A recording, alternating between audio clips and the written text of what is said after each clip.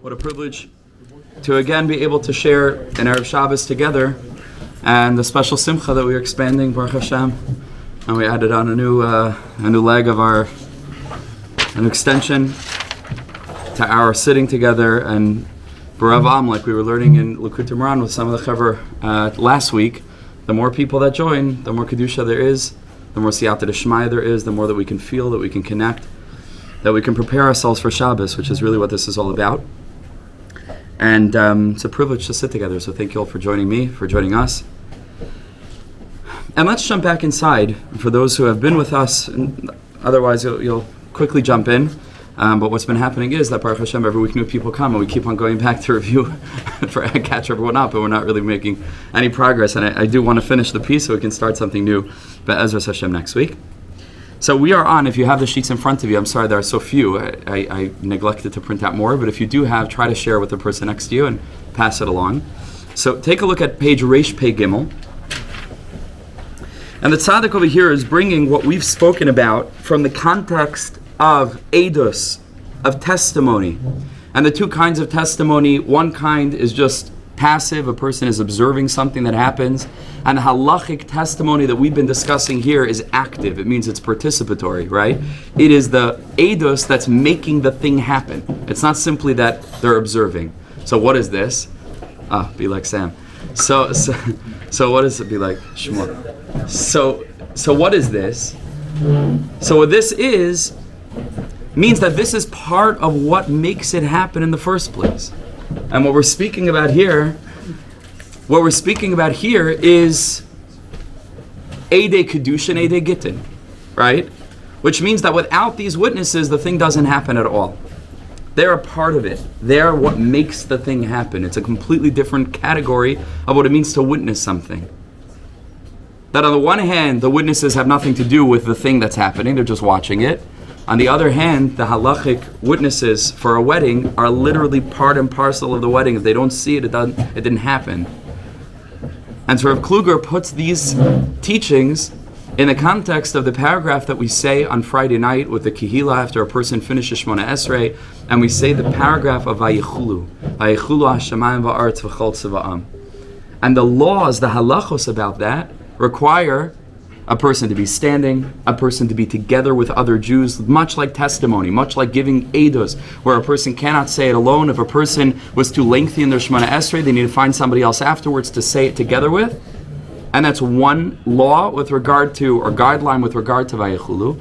And on the other hand, the Medrash tells us that anybody who says Vayichulu, it's as if they partnered with God in creating the world. We were trying to understand, like, what does that mean? What does it mean? It's partnering with Hashem in creating the world. Says Rav Kluger, because what kind of edus is this? Is it the passive observing edus? Says Rav Kluger, no. It's the participating edus. It means to say that when we stand up and say Vayichulu, it isn't simply that we're saying, okay, we believe that God created the world. It's the essence of our faith. Without that, there's nothing. Right? We believe this world is created, that everything that you see around you has a creator, and that there's a historic narrative that underlies and overarches all of history. It's leading somewhere. It began somewhere, and it's going to end in paradise for every human being. And it's up to us to make it so. It isn't simply that we're just witnessing it passively, but when we stand up and we say that testimony, that is what makes it true. That is what completes the completion of the world. And that's how Rav Kluger was learning this. So now he brings it back really down to earth, and we'll take a look. And he says over here, if you have the sheet in front of you, if not, you'll just follow along, and I'm going to read a little bit and translate. And the tzaddik says, Rav Avram Tzvi Kluger Shlita, it's a privilege to learn his Torah with all of us. He says, "Olavar heicha nichlal inin ze bepnimius mitzvos hakidusha ameru ba b'sayde edus ala Shabbos." He says this idea. Oh no, we did. Yeah. Here's what we're up to. Right, this concept of the marriage that we've been describing and talking about in the previous weeks, the Kiddushin, this marrying of two realms. We spoke a bunch of weeks ago about what Shabbos is, to bring heaven down to earth and to be able to taste even on earth something heavenly, which is like a wedding. So he says, in order for that to happen, nakdim kihine kol kiddushan anasin kadash Moshe v'Yisrael. He says, any wedding that happens in accordance with the way that it's supposed to be,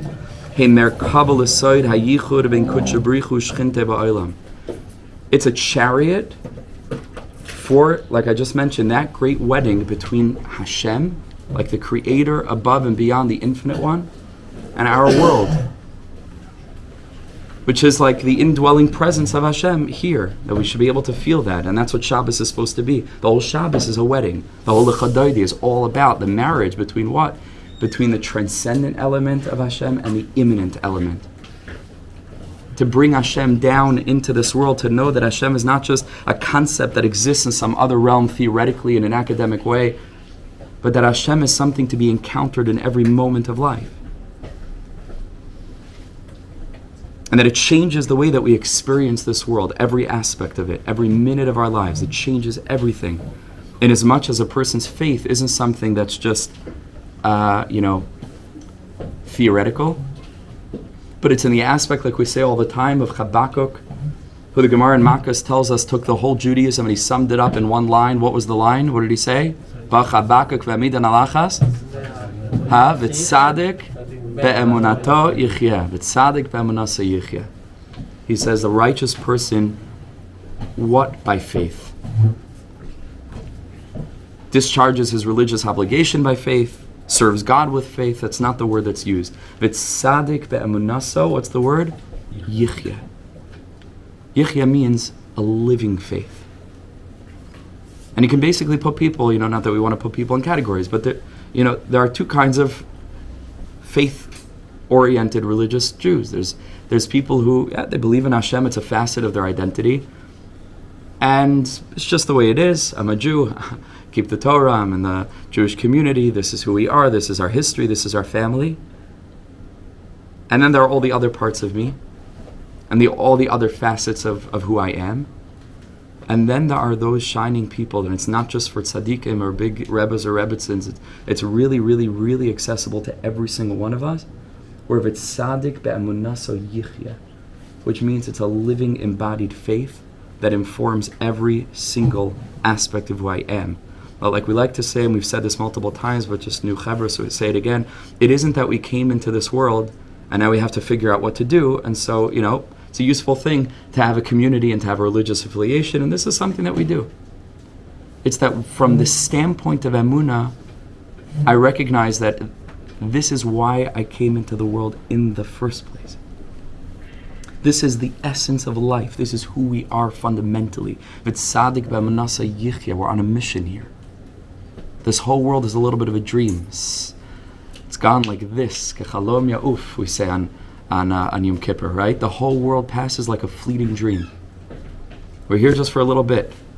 We should all live long and happy till 120. Even that is just a little bit. Just a blip. And the question is, what are we going to do with it? Why? Why are we here? Not just now that we're here, what to do. Why? Why am I here? It's an interesting thing. I was just speaking to somebody. Some people, there are certain experiences that a person can have, or a person can go to like a different realm. Some people have experiences of altered consciousness, one way or another. Not getting too much into it, but there are some ways that people, either therapeutically or other things, people can go to different realms. And a lot of the challenge is it's bizarre, it's absurd. People don't know what's going on over there. It could be very disorienting. A person is, and people see visions and different experiences, and people don't know. And part of the therapy, if it's used in a therapeutic context, is how to deal with that and what that is. I was speaking to somebody about this recently, and I told him, I said, imagine if we lived, let's say, or were born and raised in like a different realm, and then we just came down to this world for 15 minutes, right? With no context, like not as children, as adults, like as we are, with zero context of what a human is, what a cat is, what taking a shower is, what eating lunch is. And you just had to wander around Brenshi for 15 minutes. You would be, I promise you, just as confused. Meaning it's just that we get so used to this place that it's natural. This is where we live. It's only because we're accustomed to this reality. This is nothing normal about this reality. It's just we look around and we see noses and eyes and ears. We think, no, because we expect to see that when we look at a person's face. These are mysteries upon mysteries upon mysteries of creation. Everything is. Every single detail is. So when a person's emunah is on that level, so it's not like God is relegated, to the shul, to the school, to the beis medrash in front of a Gemara. There's nothing that isn't an encounter with the divine. This is what the Baal Shem Tov wanted to bring back to Judaism when he taught, B'chol drachecha da'ehu. The whole purpose of this whole journey is that wherever you go, on whatever path you're on, whatever you happen to be doing, whether a person's in school, a person's at a job, a person's out of a job, a person's in a relationship, a person's not, a person's with children, but whatever stage a person's at, b'chol drachecha, the purpose is da'ehu. Recognize that whatever you encounter in life, because the word da'ehu, like we've said in the past, is the word da, dalet ayin, and hey and vav, which is the last two letters of Hashem's name, yud hey, and then vav hey. So vav hey, if you think about, we could speak about this now for a long time. I don't want to go too much on a tangent. I want to go back into the text, but essentially that name yud hey and vav and hey isn't just an arbitrary four letters. What is that? So like many of the Chaver know, we've been learning together now for quite a while, Baruch Hashem. Those four letters is the entire structure of reality. We should envision them as steps down in a creative process from the Yud down to the Hey, down to the Vav, down to the Hey. And this is the bridge that bridges the infinite, which is beyond any letter because it absolutely can't be contained in anything. And creation becomes more and more and more solidified until here we are, in the front end, so to speak, of the app, but there's a back end code that begins in the higher realms, and this is why it's the acronym in the Rosh Tevos for four words that we're going to say on Shabbos: Yismuchu Hashemayim, V'Sagel Haaretz. So many of us understand that the first letters of those four words are these letters, right? Yismuchu is a Yud, Hashemayim is a Hey, and that's let the heavens rejoice. So that's up there, right? And that's the first two letters, Yud, and then Hey. That's Shemayim. And then V'Sagel Haaretz is down here. Says the Baal Shem Tov, B'chol drachecha, on all of your paths, da'ehu. Recognize that what you're encountering, when you encounter whatever you encounter, it's the Hey and the Vav of God's name. This world is part and parcel of the revelation of the divine. It doesn't hide Hashem. This is where Hashem is hidden, potentially waiting to be revealed. And that's what tshuva is. As the Zohar Kadosh tells us, the word tshuva could be split into two different components. Tshuva is tashuv hey, to return the letter hey. That in a moment of confusion and a lack of clarity, we started to engage with this last letter hey of Hashem's name as if it's an independent thing, like a real reality in and of itself. And then tshuva means, wow, I forgot that this world is not just like, it's not what I thought it was. It's part of God's name. Just like a person's name, if you see a person's name and you happen to know them, that name, in a certain sense, contains the whole person. Right away, you see a person's name, that's the guy, right? And you don't have to think about it's all in the name. This is what the name of Hashem is for Hashem. It's the whole infinite wrapped up into this revelation. I had an interesting experience. I don't think I actually said it in this context to any of these chaver. I said it over in Hasmo. I was learning with a group there. Maybe I did say it. I don't know. I can't remember. Maybe I did a Facebook post about it. I can't remember. Anyway, if you heard it from me, I apologize. We'll review it. A couple of months ago, I was sitting on the couch with our son, Ami Chailio. And he's a baby. He was 15 months. Now he's like 16, 17 months. And he had this thing where, like, if I was sitting and he was sitting on my lap, he was sitting on the couch, and I was like sitting without shoes. I was just chilling around with the kids on the couch, and if I would wiggle my toes, so he would just be like totally fascinated by the toes, like and just like that was a thing that was happening independent of anything else. He didn't know like what this is. Things are moving, and kids are excited by that. And then it was fascinating to watch, like a couple of weeks later when his development advanced, where I moved my toes and he immediately looked up at my face. Because something clicked in his head that these are These are not like independent toes, just like hanging out in space. These are attached to a person, and the executive decision to move the toes came from up there, not from down here. And it was like an amazing moment where he realized, like, oh, there's a bigger context, there's a bigger picture. And in that moment, like, I realized this is exactly what it means to wake up to da'ehu, right? To wake up to b'chol drachecha da'ehu. Like, most of us walk around and we see things that happen, and we look at the news and current events, and Iran is doing that, and this one's doing this, and it's toes that are moving, and it's like, okay, cool, like, this is what's happening.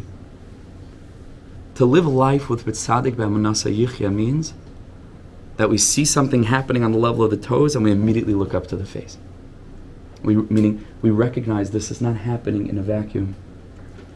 This is coming from somewhere. This is coming from someone who adores us, who created this world of love, who created us in his image to have a face-to-face relationship like the Kruvim, ani l'doidi v'doidi li. And then the whole Yiddishkeit changes. It's not about rules or regulations or liturgy or things I need to do or shouldn't do, and I feel guilty about it, and I really want to do them, but the Torah says I can't do them, and etc. It's like it's a whole different universe. This is again, it's existential. I don't have anything else in my life but this. This is why I'm here, and I'm only here for a brief time. I'm not just saying me, I'm saying all of us. 120 years, a long life, but a short life. Kichalom ya'ov, what are we going to do with it? What are we going to do with it? Says Rav Kluger, this is what every wedding is. The husband and the wife represent these two aspects of godliness. The husband is the transcendent element, and the wife is representing the immanent element. And the wedding of them together is the reunification of the divine, as it were, right? To recreate all of reality. In this context, you could say the yud and the hey is the male, the vav and the hey is the female. And there's an incredible union that happens at every single chuppah. And he says an amazing thing. He says, "V'loy rak eitz ala chasen v'kala v'atzmam." This unity and the kedusha, of course, that triggers and brings down into the world is not just happening in the heart and mind and the soul of the chasen and the kala, the groom and the bride. Ela b'chal Yehudi ba'asher hu sham. Every wedding brings this about in certainly all the people that are there, but in all of Klal Yisrael, it brings the world closer to Mashiach. Because we're all connected, he says. We are one collective soul. And any degree of unification that happens in one place brings unification to every place. We're all bound up, we're all connected, one with the other, all of us. This is why weddings are so, they're so opportune. For such exaltation and elevation that is a real shame sometimes. Baruch Hashem, I have actually been to weddings here, and it's much better than elsewhere. I won't mention places. But sometimes you go to a wedding, you could hardly hear everyone's just chatting and talking, and this one and that one, and phones are ringing, and people are not even present. And aside from just like the moral aspect of to the sensitivity toward the chassan and the kala, this is their great day. Do you really think that this is what they want as the backdrop for the most important moment in their lives? So can you withhold from speaking for a half hour? But aside from that, I want to say on a much deeper level, the moment of a wedding to a person who knows a little bit what's actually taking place, and according to Rav Kluger, not just in their souls, in his or her soul, is a moment of such opportunity for connection to Hashem, that it's not just a question of I should talk, I shouldn't talk. It's like, how could we talk? Like it's not on the level of what's proper, what's improper. It's to a person who's awake to that moment. And that's like just another symptom or another indicator or another vision that we have for the future, is that every Jewish wedding, this will be an indicator as to where people are at. Silence. Imagine that. The whole chuppah, everyone is silent. Maybe some people are crying. Maybe some people are whispering Tehillim. Maybe some people just have their eyes closed, because every Jew will be plugged in to the realization of what's taking place cosmically. That's much more than Yankel and Rivka are getting married, and and we have to show our face, type of thing. Oh, this is much deeper, much deeper. This is what I dream about. I think it's a dream of so many of us, and it's painful sometimes if you're plugged in that way, and it's just like chevra, let's something's happening. I want people to be awake to that. And it will happen. Bit by bit, Torah like this, chaver like these. It will happen. It's already happening. Says Rav Kluger, B'lefiza, it emerges according to this that Eidam Aroyim Es Maisa Kedushin V'al Yadam Chaloisa Kedushin, the witnesses that are standing there at that time of the wedding. And that, like we said before, they're not just observing from the outside, detached. They're literally making it happen. They're part and parcel of it. Heim Shlichim Shal Klal Yisrael. Listen to this, because I was just invited to be an aide at a wedding, actually, just 2 days ago, in a couple of weeks. So it's an amazing thing I have to recognize. He says the Eidim are the Shlichim of the whole Klal Yisrael. They are literally going on behalf of the whole Jewish nation to unify the transcendent and the indwelling elements of godliness. That's what it means. So just raise your hand if you've been in Eid Kedushin. I'm just out of curiosity at any point, right? So now you can think about that, like what that was. You thought you were doing, it's a nice thing. They were part of your wedding. You were close to them. According to what he's saying here, in that moment, you were like the Kohen Gadol on Yom Kippur, like doing the avodah on behalf of the whole nation. And we don't, again, that's the point that I'm trying to make. Who thinks of a wedding as a religious or spiritual thing? It's a community thing. It's a beautiful thing. It's a simcha. But like you see, we don't even have Hashem on our mind most of the time because we don't realize that this has anything to do with Hashem. And the truth is that everything has to do with Hashem. Because there's nothing that doesn't have to do with Hashem. Because He's the Kol Yachal V'Kol L'Olam Yachad. He is everything there is. V'yadata hayoim ha'shivoy selevavecha. Hashem Elikim Hashemayim Imal V'ala Aretz Mitachas Ein Oy. There's nothing else but Him. There's nothing else. And the reason we have davening 3 times a day, the reason we have Shabbos once a week, the reason we have Rosh Chodesh once a month, the reason we have different Yomim Tovim, the reason we have 613 mitzvos, 248 ways of getting close to God by doing certain things, and 365 ways of getting close to God by not doing certain things. The whole reason for the whole structure, like the Shulchan Aruch makes it very clear right in the beginning of Shulchan Aruch, is that all the millions of laws in this book, or this series of books, in the Arba Chalkei Shulchan Aruch, with all the millions and millions of different Chilukei Dinim and Halachos, is to enable us to live lives of Shivisi Yud Kei Vav Kei Lenegdi Sameh. That we should become people who are conscious of this Hashem Tamid, constantly. Because everywhere you look, you have a reminder. Somebody asked me recently, a non-Jew, about my tzitzis, and I was just able to tell him, any time that even in my peripheral vision I look down, I have a reminder that Hashem is all around. That's what it's for. That's a question. Do I have to wear tzitzis? When can I take them off? They're uncomfortable. I don't like them. It's whatever. It's oppressive. I didn't either. When I was a teenager, I didn't like wearing tzitzis.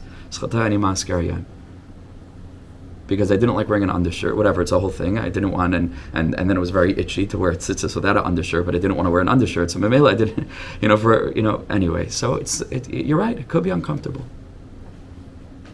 But when it's in the context of the relationship, of the mission, I'm a soldier, and this has efficacy, it has utility. It isn't just like something that's there that I have to do, but it's part and parcel of a program for consciousness development that's not just like an isolated element, but it's one element within a whole huge structure of elements that have nothing to do with Orthodox Judaism per se, but more accurately have to do with enlightenment, with becoming souls who are activated and who can then do our transhistoric mission to be able to share light in the world. It's something else. I make jokes, because if somebody would have told some college kid, from a strange Jewish background or whatever it is, that, they discovered some ancient Buddhist technology, that involves taking like black boxes made out of leather and tying them to your arm and your head, like every Jewish kid would be running to put on tefillin, because they found this amazing Buddhist thing. And it's like, we just have a PR problem. What can I tell you? So we pitched tefillin like there's this obligatory, terrible thing that's super uncomfortable, and you got to do it. And it's like, it's not. That's not what tefillin is. Tefillin is like, oh my gosh, what tefillin could be as a spiritual exercise. You know, I'll just share with you a little bit of what I feel when I put on tefillin. I'm sure I'm not unique. It's so many of us here. I feel that it's an opportunity to physically express my desire to bind myself to the infinite. And I'm binding the tefillin. This is what I have in mind. I'm binding. When else do we bind something? You know, we don't work with our hands so much today, unless you're Lulav. Unless you're a lulav, yes. I was thinking of unless you have a, that we can go in that direction. I was thinking of a person has some kind of occupation where they happen to bind throughout their day, but generally we don't. I don't even know what kind of person would do that kind of thing. But a shoemaker, maybe something like that, bookbinders, but it's a different kind of binding. Kitzer, when do I have the opportunity to actually do that? But we do. And it's every morning, and this is how I begin my morning. By binding my heart, essentially, because that's what the arm is. I'm binding my mind and saying, Ribbon Shalom, I want to be immersed in you today. I want to be immersed in you. Because I've come to realize in my short life that I absolutely cannot live without you. It's not an option for me. It's like in AA recovery. You know, like they've come to realize that like without a higher power, it's not shot like I will lose control. I'm not in control of myself. I'm like that. And so many of us are like that. Sometimes we need a 12-step program to shake us awake, and sometimes we realize we're all addicts to one thing or another. It's not optional today. The question is how we conceive of God. And what I'm trying to do my whole life is to help people and myself take Hashem out of the box that we've put him in, where it has to do with like religion and obligation and all that stuff, and to free HaKadosh Baruch Hu and let him loose into the whole world. You know, I think that there's a source in the Rambam. I haven't seen it myself, but I saw it in the name of the Rambam,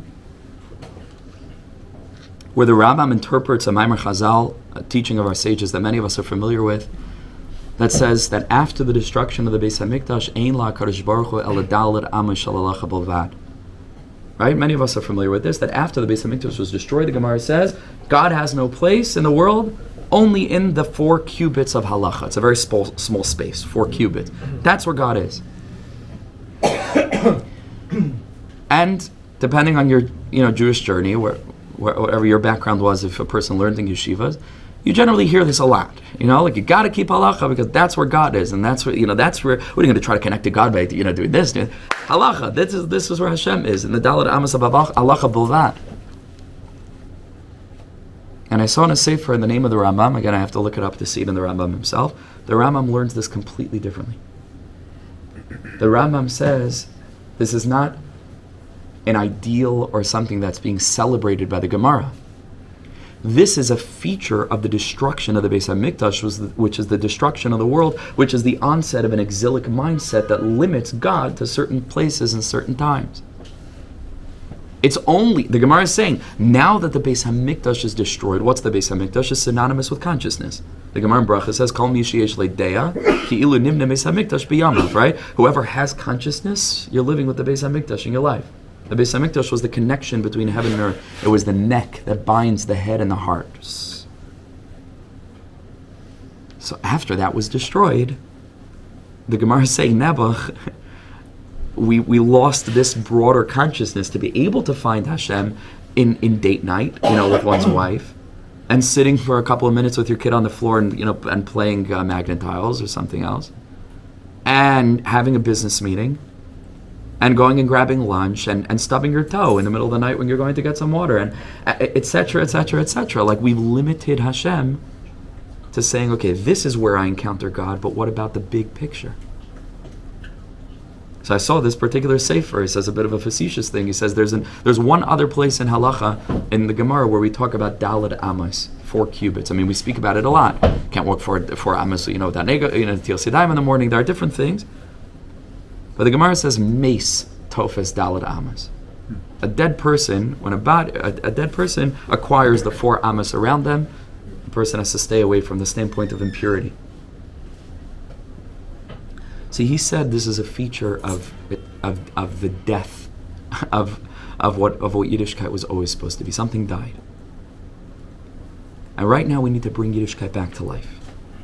And to bring Yiddishkeit back to life is to free HaKadosh Baruch Hu.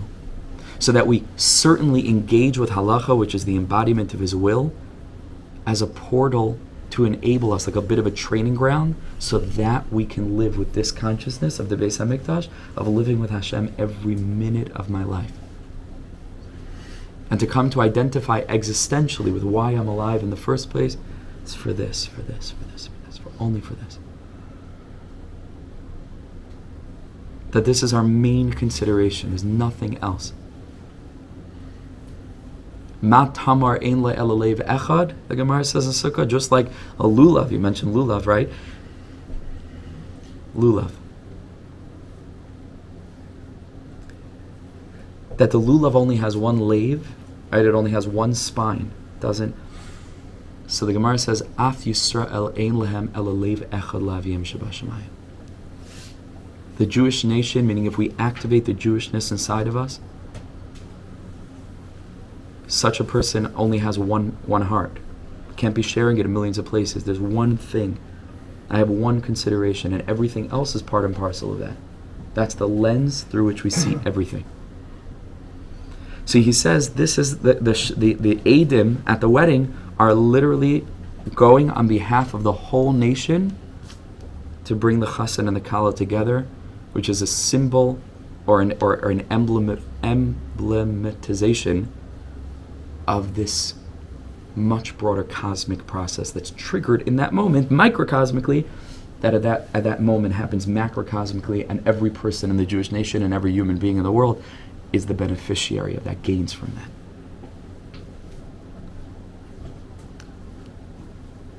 Go a little bit further. Af shemalvada staklis benesinas hakadushin. Eina oisim klum ba'ofen masi. Again, the witnesses in that moment are not doing anything. They're not like an active part of the wedding process. They're just observing. This is so deep. In their observation, something incredible happens. Like I have today in the therapy world, like sometimes a therapist won't necessarily help a person by doing anything, but by simply witnessing. Simply by witnessing someone else's pain, someone else's story, just by shining the light of presence, consciousness on that place, that's already healing. Sometimes you don't need to always have the best advice or the best answer for someone. Sometimes just listening and just being there is already a huge tikkun. And that's sort of what he's saying here. He's saying that the Eidim don't do anything. They're just there. They are present. And in their presence, the thing happens. It's like the age-old question. I think we brought it up in one of these shiurim. If a tree falls in a forest and nobody's around, did it make a noise? In a certain sense, no. Like, maybe objectively will it make a noise, but if there's no ear on the planet to hear it, so then what is sound? But when we show up, that's the totality of what's taking place, because we're present there. And when we're present there, the thing happens. So Rav Kluger says that's what happens at a wedding. And they are bringing about this incredibly holy union. That's like we learned, without going too deeply into it, but we learned in the previous weeks, derech shlila, that it happens through the negative and not the positive, because it's so holy that you can't even capture it in words. It's just, all we can say is, now you and I don't belong to anyone else in the world. We can't even talk about that positive bond, because really it's a mystery, and really it's beyond us. So all we can say about this relationship is, now we don't have relationships with anyone else, now we're together, but we can't even put that into words, this togetherness. It's beyond words. Asur la'akula alma liyasli. Now I'm going to go very quickly until the end. On Friday night, when a Jew stands up in a community, in a fellowship of people who are living with this consciousness that we shouldn't do this alone, we cannot do this alone, we need everyone together. That's why it's so beautiful to see the Chaver getting together. We need a community. Cannot do this alone. It's extremely lonely. But when you sit in a room of people who get it, you sit in a room of people who are awakening, who understand this. When you daven with a group of people who understand this, it's a whole different experience. And the Jew says, God created the world in 6 days. He rested on the seventh. And in so doing, we announce Kavalam Ve'eda in the presence of the whole community. This is God's world. And I'm always so concerned about the things that belong to me, and I forget that I belong to someone. I'm owned. Right? We're always thinking about our we have a car in the driveway, and we have this here and that here, and the things we have. I am someone's thing. V'lo anachnu. Right? We belong. I belong to. I am not a free. I am in service. I'm owned. V'koina hakol. Everything here belongs to Him. Baras kol abriya yesh me'ayin, who brings the whole world into being from yesh me'ayin, something from the nothingness. Ve'ein oid malvada, and that there's literally nothing else but Him. He is the code of all of reality. What you did in that moment is you made it real. Just by observing it, just by believing it, you manifested it into reality. Because the whole world is a dream, and it requires an interpretation, and it's up to us to choose how we want to interpret it. How we interpret it makes it real, at least subjectively, and then if enough people do that, we all begin to interact with it objectively, and that changes the world. It changes the reality. It's all up here. It's all here in our eyes. When Klal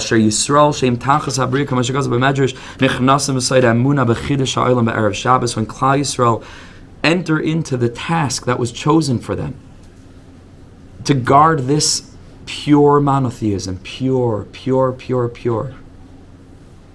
and this universal vision for all of humanity.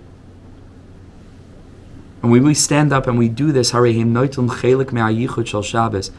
we become part of Shabbos, which is just a hint of what the ultimate reality will look like. And so this is what it is. This is where we are. We take a portion of it. So we don't have time to read the rest inside, but I don't either want to keep on going back to this. It's been beautiful, but we've sort of sunk in this for week after week after week, only because we keep on going back and accommodating for the new chevra that show up, which is beautiful, and we're happy to do it. And why not? It's good to review these things. And next week we'll hopefully start something else. However, just going to read quickly. Outside, he says this is really what Shabbos is all about. And that's why, and this we'll finish this segment and we'll sing together and connect and open the floor and share and be present here together. That's why, says Rav Kluger, the same way that by a wedding, the definitive statement between the husband and the wife to be, who is literally in the process of becoming the wife, is in negative terminology, because we said what's happening here is so holy that it's beyond words, and so all he can say is Harei at mikudeshes li, which literally means you are now sanctified, which means you are separate from everyone else. But it doesn't say now we're marrying, now we're becoming one, because we can't even put words to it, so it's just a negative. He says that's why Shabbos has nothing biblically mandated from the standpoint of actively doing. In the prophets it says we have to honor Shabbos, dress differently, and have delicious food. There's kavod Shabbos, there's oinik Shabbos, but biblically it's all about what we do not do. It's all negative, because the light of Shabbos it's beyond any act. Remember we said that Rav Kluger says that the mitzvos aseh, the positive things, reflect a certain level of kedusha, but withholding from something, it's next level. Because it's not instead of doing this, I did that, which is like doing. It's instead of doing this, I did nothing. Nullified myself entirely. I don't exist. Passive. Shabbos is all about passivity. Shabbos is an energy of entering into that space of saying, there's a mystery here that's beyond my ability to capture in words, and certainly beyond my ability to capture an action. And the only place it could live is in my dream, is in my vision, is in my thought. That's what it means that Shabbos, you can't do this, you can't do this. Not because Shabbos is restrictive. Hashem is creating a space of stillness, of silence.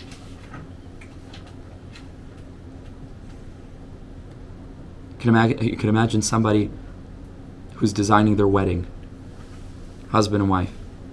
And they're planning their wedding together for whatever reason. They're a bit more bohemian. They don't want it in like a hall. They wanna create some kind of maybe natural setting, or something else where they want to build it. They want to make a tent. They want to this. They're active participants. They want to build the wedding.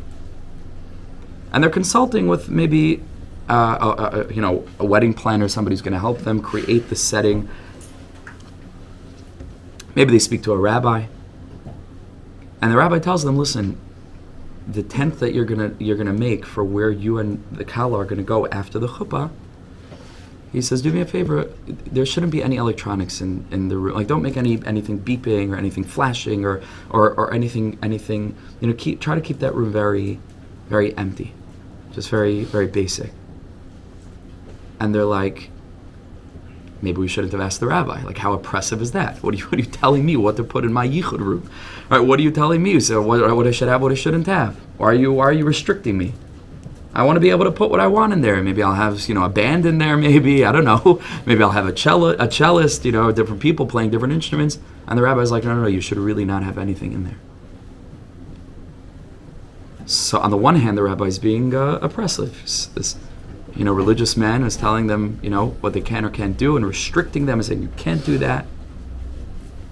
To a person with a little bit more sensitivity and maturity, the rabbi is saying, this room, the yichud room, is supposed to be a space where not only isn't there anything else in the room, there's nothing else in the world in that moment between you and the woman that you just entered into a bond for all of eternity with.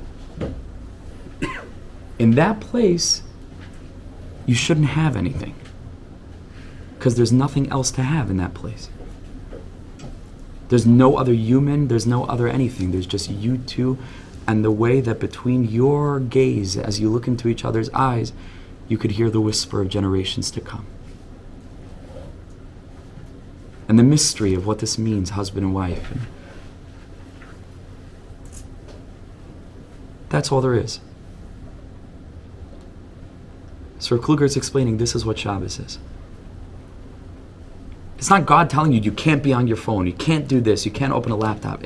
Hashem is saying if you understand what Shabbos is supposed to be, so then, there can't be anything in that 25-hour block. Just clean it out. Laptops powered off, work pushed to the side, like work is done, it's not even a factor. For 25 hours, Hashem says, I'm taking you into my yichud room. It's me and you.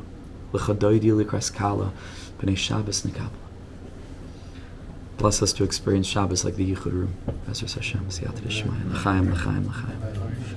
South African chief rabbi said, disconnect to connect. Disconnect to connect. Or like we like to say, Shabbos is not a day off, it's a day on. And many other such שכל כך אוהב אותי האב שלי מלך חי וקיים על כל נשימה שאני